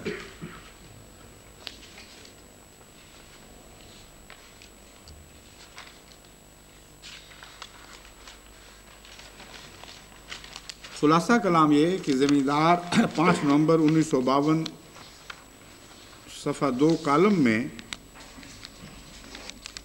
جو مولانا ظفر علی صاحب کے بیٹے مولوی اختر علی خان صاحب نے بات بیان کی، وہ ان کی خواب پوری ہوئی ہے، وہ تعبیر حقیقت کا روپ دھار جاتی ہے 74 میں، اور وہ یہ ہے: مجلس عمل نے گزشتہ 1300 سال کی تاریخ میں دوسری مرتبہ اجماع امت کا موقع مہیا کیا ہے۔ آج مرزائے قادیان کی مخالفت میں امت کے 72 فرقے متحد اور متفق ہیں۔ حنفی، وہابی، دیوبندی، بریلوی، شیعہ، سنی، اہل حدیث، سب کے سب علماء، تمام پیر اور تمام صوفی اس مطالبے پر متفق اور متحد ہیں کہ مرزائی کافر ہیں، انہیں مسلمانوں سے ایک علیحدہ اقلیت قرار دو۔ تو 74 میں جو واقعہ ہوا وہ اس خواب کی تعبیر ہے جو پوری ہوئی، اور یہ نشاندہی ہو گئی کہ 72 کون ہیں اور ایک کون ہے، اور 72 نے اس نشاندہی پر مہر تصدیق ثبت کر دی۔ پہلے یہ بحث ہوا کرتی تھی کہ ایک ہم ہیں اور 72 تم ہو، اس دن یہ بحث اٹھی ہے کہ 72 ہم ہیں اور ایک تم ہو۔ فتویٰ یہ لگایا گیا کہ 72 جنتی ہیں اور ایک ناری ہیں، اور محمد رسول اللہ کا فتویٰ یہ ہے کہ 72 ناری ہیں اور ایک جنتی ہے۔ تم نے تو خود اپنے ہاتھ سے اسلام اپنے تمام خانوں سے نکال کر ہمارے سپرد کر دیا۔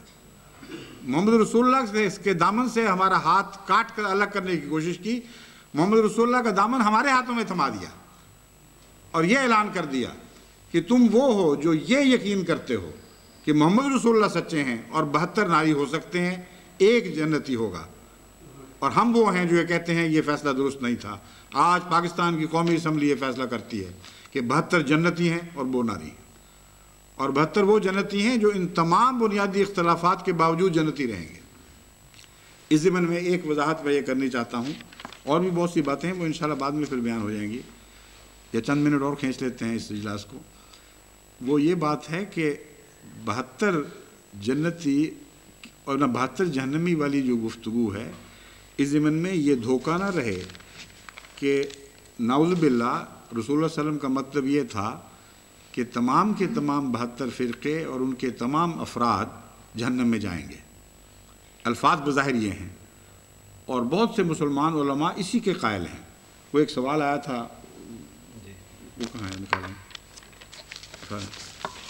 اس کا جواب بھی۔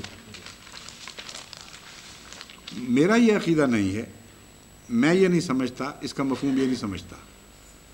کلہم فی النار کے مطلب بحیثیت فرقہ ایک عمومی فتویٰ لگانا مقصود ہے، ہر فرقے کی طرف منسوب ہر شخص کے متعلق جہنم کا فتویٰ لگانا ہرگز حضرت محمد رسول اللہ صلی اللہ علیہ وآلہ وسلم کا منشاء مبارک نہیں ہو سکتا، کیونکہ آپ کے متعلق اللہ تعالیٰ فرماتا ہے ما ینطق عن الہویٰ ان ہوا الا وحی یوحیٰ، یہ وحی سے کلام کرنے والا وجود ہے، اپنی طرف سے باتیں نہیں کیا کرتا۔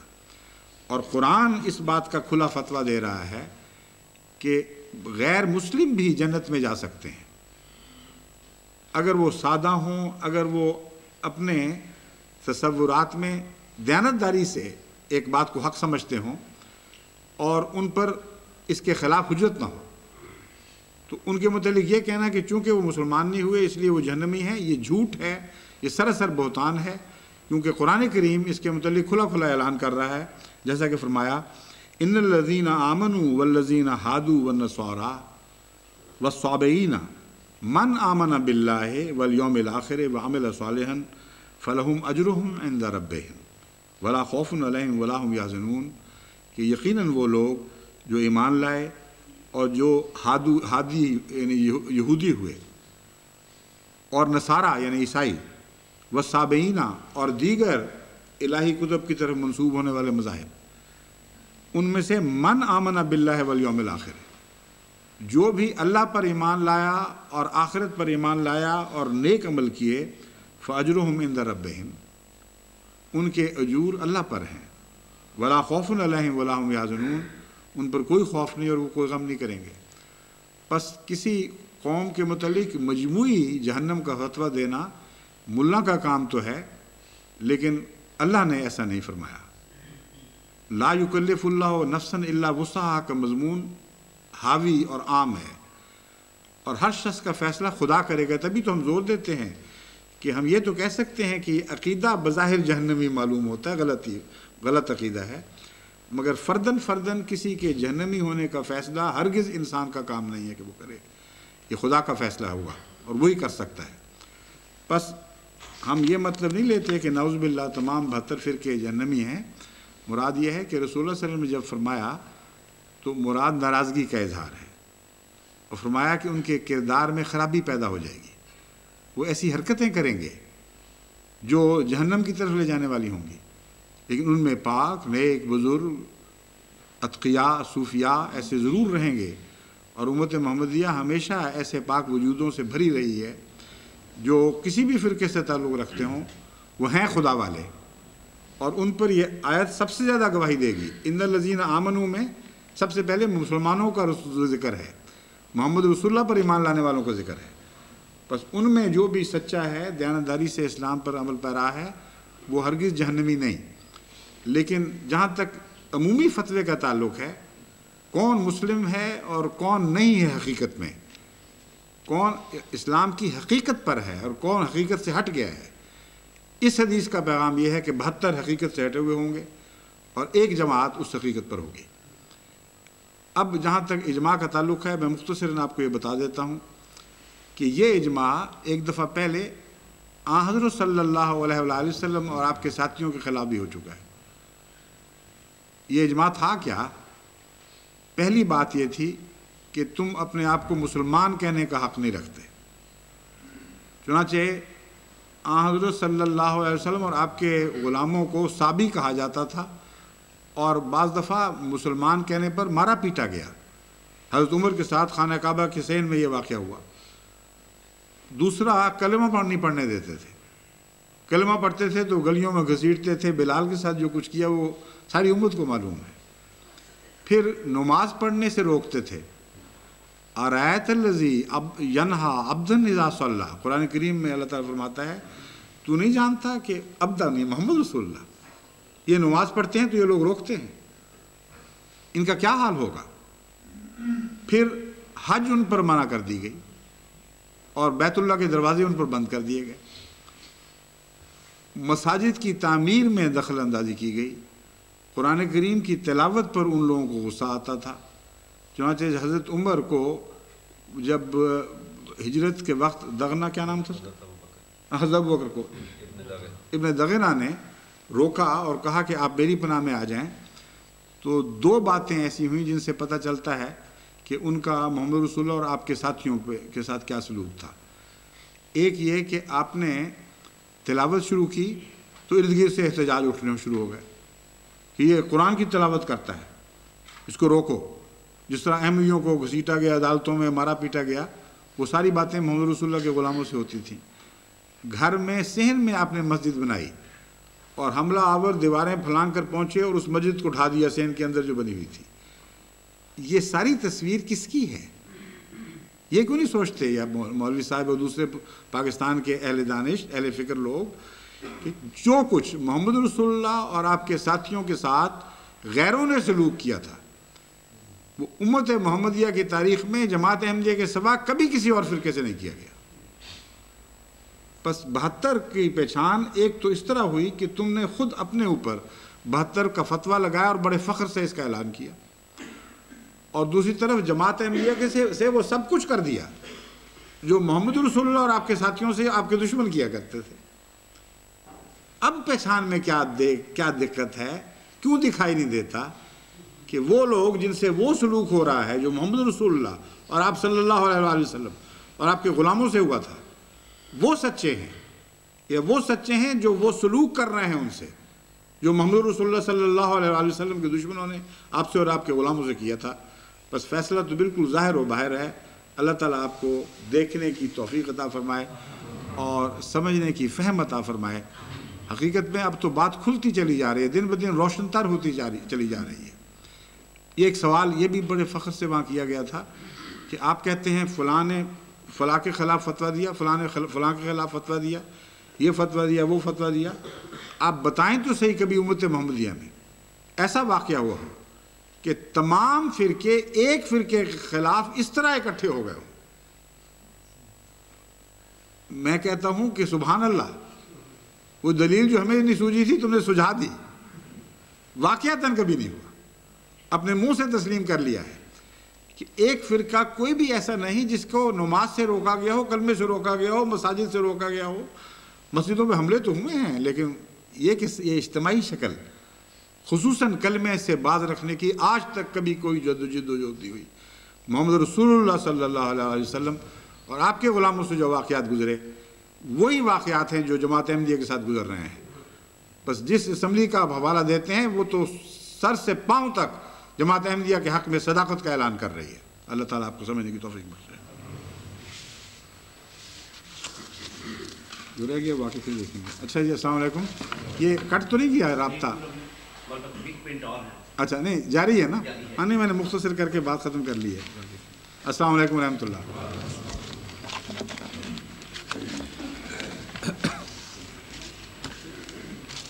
ہمارے دیکھنے کا وقت ہی نہیں تھا، ورنہ وہ وقت اسی میں لگ جانا تھا۔ زبانی جو یاد تو میں نے کر دی ہے، وہ حوالے بعد میں دے دینا یا وہاں ان کو دے دینا، اگلے درس سے پہلے کچھ ان کو دکھا دیں حوالوں کو یوں کر کے، جو حوالے دیے گئے تھے نا، معین کیے کون کون سا حوالہ ہے۔ السلام علیکم۔